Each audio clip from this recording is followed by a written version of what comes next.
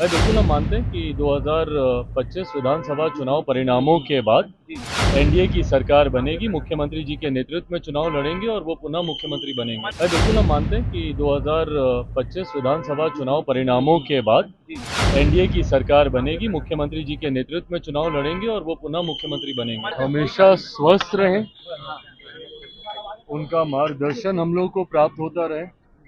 बहरहाल ये बधाई मैं सुबह भी उनको दे चुका हूँ, उनका रिप्लाई भी हमको मिल गया है, बट हाँ आप सबके माध्यम से पुनः एक बार उनको बधाई देता हूँ। तेजस्वी जी का ट्वीट आया है कि बिहार में 15 साल से पुरानी गाड़ी चलना बंद है, तो उल्टा पलटी की सरकार 20 साल से क्यों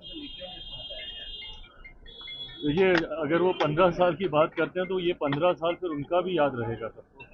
जब 90 के दशक में जब उनका 15 साल था, उसमें क्या हाल था बिहार। देखिए हकीकत है ये इस तरीके की बातें करना, नेता प्रतिपक्ष हैं वो, कभी मुख्यमंत्री जी के ऊपर व्यक्तिगत टिप्पणी करते हैं, 15 साल की गाड़ी की बात करते हैं। आप नीतियों पे पूछिए ना, आपको जो कहना है आप नीतियों के आधार पर बातें कीजिए। इस तरीके की बातें करना, जिस पद पर वो है कम से कम उस पद को, गरिमा को वो शोभा नहीं देता।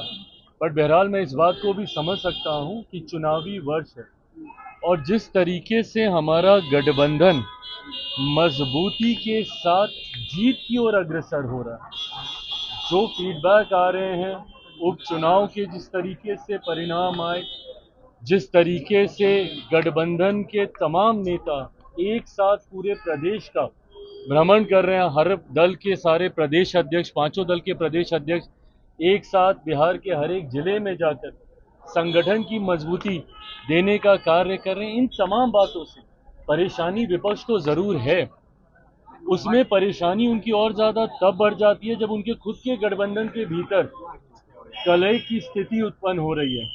जिस तरीके से कांग्रेस और राजद के भीतर बातचीत का एक अभाव अब देखने को मिल रहा है, जिस तरीके से कांग्रेस के नए प्रभारी आए, वो जिस तरीके से पहले कांग्रेस उनके सामने नतमस्तक रहती थी, इस बार संभवतः कांग्रेस उस भूमिका में शायद नहीं हो। ऐसे में ये तमाम बातें कलेक्टिवली परेशान तो विपक्ष को कर ही रही हैं और इसीलिए ये सारी बातें करना, 15 साल पुरानी गाड़ी नहीं चलेगी, ये नहीं चलेगी, ये तमाम बातें जनता के हाथ में है।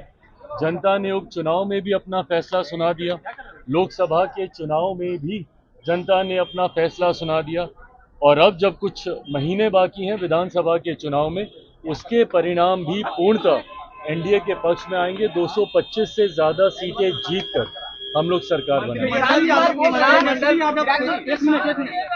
यादव ने कहा है सीएम बनेंगे, बीजेपी के नेता और जेडीयू के नेता, कुछ बीजेपी के नेता जेडीयू के नेता मीटिंग कर रहे हैं कि निशांत राजनीति में नहीं आए। तेजस्वी यादव ने कहा, आप वेलकम करेंगे? उनको क्या पता है ये, अगर इतनी जानकारी है तो भाई बैठ जाए ना, फिर मुख्यमंत्री के साथ बताएं कि क्या चल रहा है, नहीं चल रहा है। बिना सर पैर की इस तरीके की बातें करने का कोई मतलब नहीं। और सबसे पहली बात तो इस पे किसी को बात ही नहीं करनी चाहिए।